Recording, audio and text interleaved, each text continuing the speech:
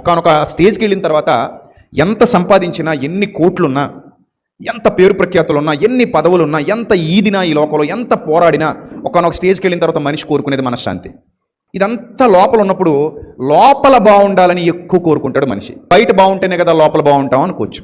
బయట బాగున్న చాలామంది లోపల బాగలేరు. కావాలంటే మీరు వెళ్ళి పరీక్షించుకోండి.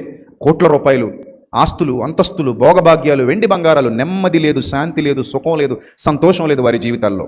అంటే దీన్ని బట్టి మనకి ఏమర్థమవుతుంది? భౌతికమైనటువంటి వస్తువులు ఇవేవి కూడా మనిషికి శాంతిని, సంతోషాన్ని, సమాధానాన్ని ఇవ్వలేకపోతున్నాయి. లాస్ట్లో దానికోసం వెతుకుతూ చచ్చిపోతున్నాడు మనిషి. సో కాబట్టి దీవెన అనేది ఆస్తిలోనో, అంతస్తుల్లోనో, డబ్బుల్లోనో, వెండి బంగారాల్లోనో లేదని ఎరిగిన భక్తులు పునాదులు గల పట్టణం కొరకు ఎదురు చూశారు.